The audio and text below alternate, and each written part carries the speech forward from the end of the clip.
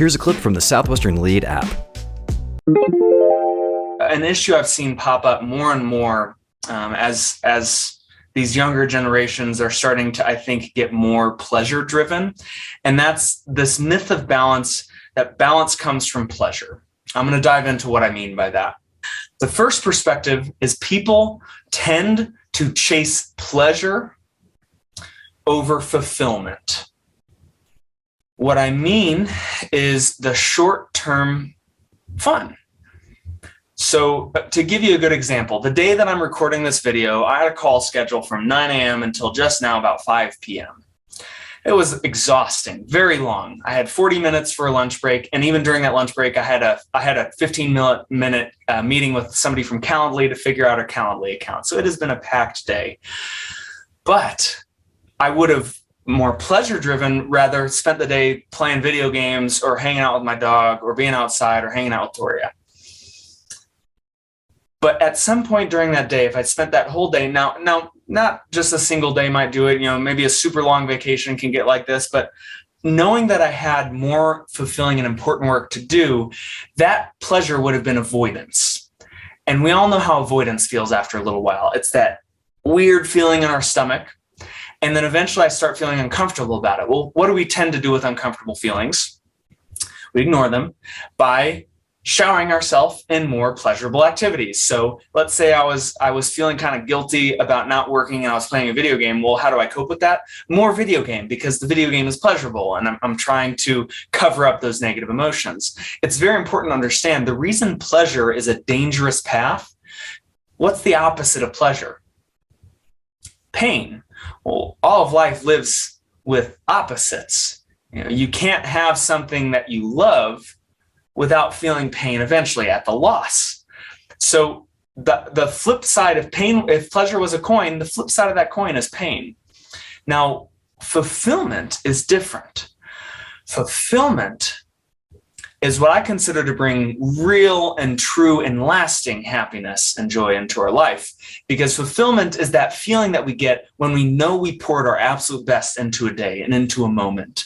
Think about the days that you sleep in and you don't do anything. Those are usually the most tiring days we have. So we think that energy is this battery that we have each day. We sleep, we fill up the battery, we drain the energy, we go to sleep. That's actually not what happens. When you're doing fulfilling work, when you're living your day intentionally and passionately and trying to pour your best in each moment, you're outpouring a bunch of energy, but you actually get more energy somehow. It just comes out of the ether. You get more energy in return. That's why those days are so exhilarating. That's why right now, even though I've been working for like 9 hours or something straight, I'm exhilarated because I was doing fulfilling work. I was pouring in to people. I was pouring into the work that I was meant to do that day. It's fulfillment. I'm starting to hate the word grind because grind has such a negative connotation. Grind, there's friction. You're really tearing yourself apart. I don't remember feeling ground down at all. Why did I feel good? Because I was working literally. There were moments I wasn't perfect, but 11 a.m. Sunday morning till 6 p.m. Friday night, almost every week, I was hustling. But it felt good. Now, I don't think it's just weird that I don't think I'm unique in the fact that I like working. I think what I've found is flow state more often than others. So I've really acknowledged that I like working because of the flow that fulfilling work puts me into. That's what Jake Chesney called the difference between a calling and a career. You obviously want to make sure that you're pouring into something that's meaningful as well and not just out there to make a buck.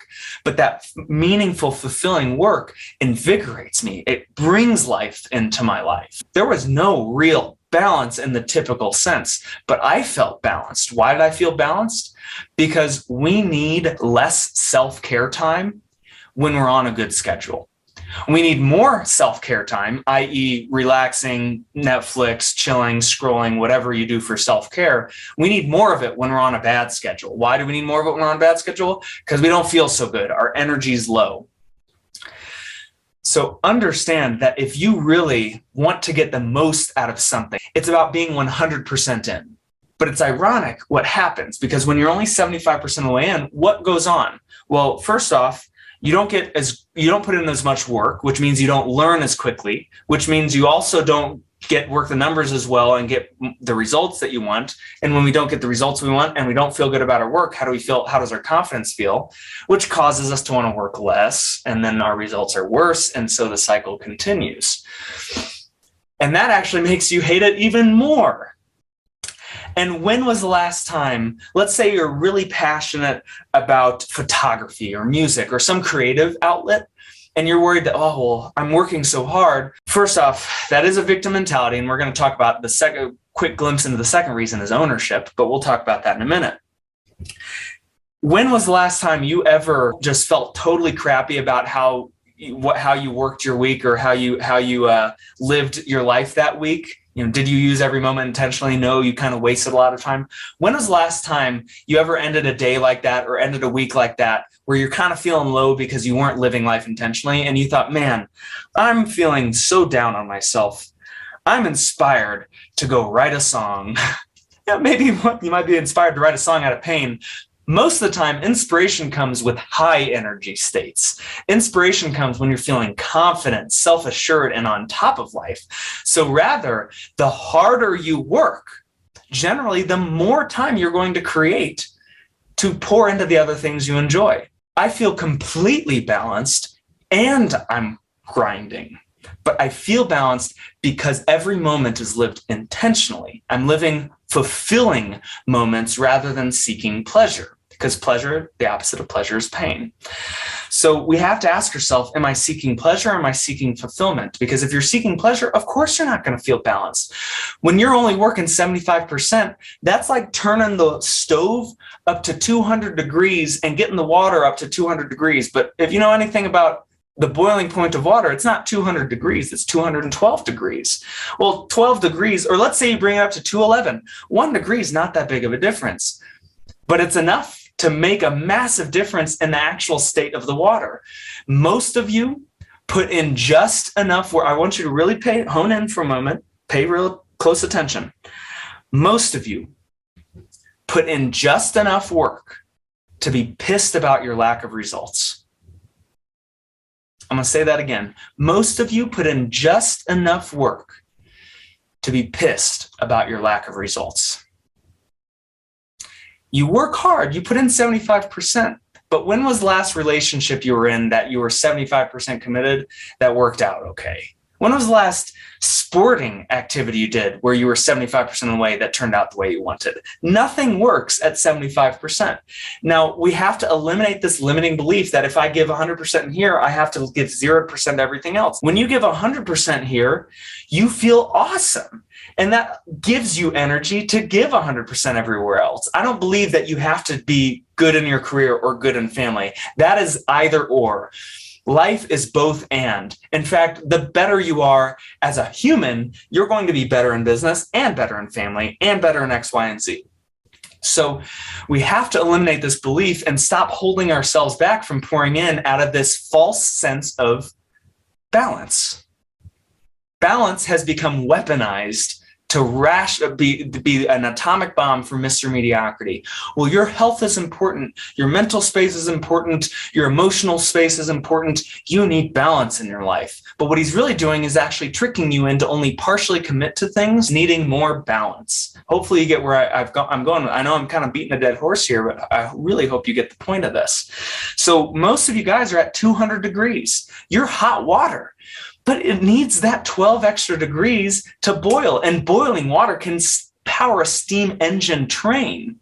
It can move tons of steel, boiling water. Hot water can make a stew. But boiling water would still make a better stew. Your carrots are going to be hard in your hot water stew. And the number one reason people don't like most of their careers is because they're dipping their toe in. They're half in, they're half out, they're 3/4 of the way in. Either way, it's not going to work. Imagine if you were in a relationship and you're only 75% in because you need balance in your life. You like her, so you're 75% in. That's a lot, but you need 25% for the other things. Well, 75% relationship, once again, that's not going to be fulfilling, is it? That's not going to work very well. So at some point you come to the realization, I don't feel super balanced in my relationship. Maybe I need another relationship to help me feel more balanced. That'll work. well, I'm not feeling balanced in this, so let me go do something else. But here's the thing. When you put all in, you create the foundation to go crush it and everything else. Stop letting Mr. Mediocrity have the weaponized version of creating balance in your life. Go all into the things you're doing, and you will see how you can begin to create win-win, both and scenarios. The second thing, most of you are not going to reach your goals in life. And I don't say that to challenge people. I say it as a very unfortunate but true fact. Most people, especially who want to start their own business or be their own boss, be in command of their life, being their own boss, you're going to fail. Why do I know that? Because 95% of people fail. It's a statistic. 95% of business owners that start in 1 year fail within the next 5. Why do they fail? They had good emotional purposes, but they lacked the discipline. So what helps with discipline? Pressure. They were not able to put the pressure on themselves. I put a lot of pressure on myself, and I've learned how to handle it in healthier ways. There's other videos you can watch on how to handle pressure in healthier ways, but I put a lot of pressure on myself. That's what allowed me to actually be my own boss and be successful in this. Most people, you're not good yet at putting pressure on yourself. So the pressure that you get from me, be happy for it, because you wouldn't really succeed as much as you'd like without that pressure. Now, what we need to clarify is that pressure is not because I don't believe in you.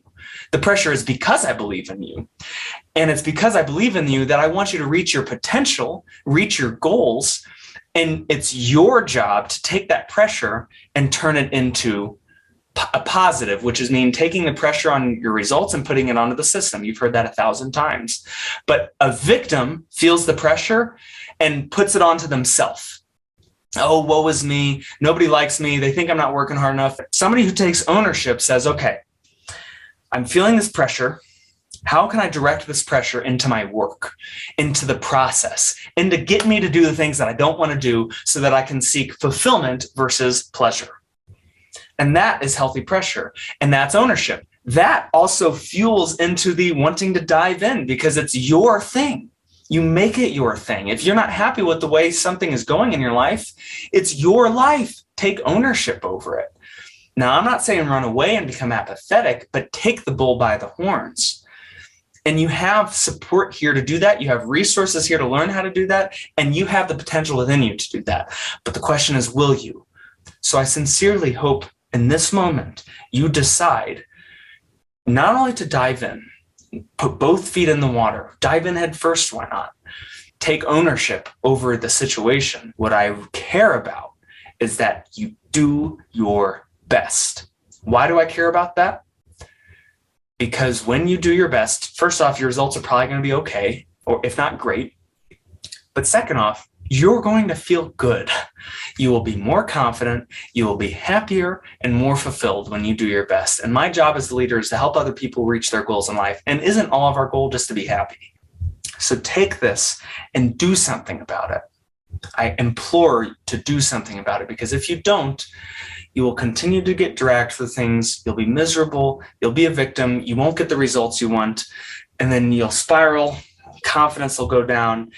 And you'll hate your life, and you'll hate the activities you're doing. But if you take it, you will start to look at every obstacle as a learning lesson. You'll get aggressive about your learning. Putting in the numbers is not just about working the numbers to find aces. When you take ownership, you work the numbers to find aces, and you intentionally learn as much as you can throughout that process. When you mess something up, you get aggressive about seeking help over it. That's one thing I'm so glad I did early on, is I beat myself up a ton when I would make mistakes.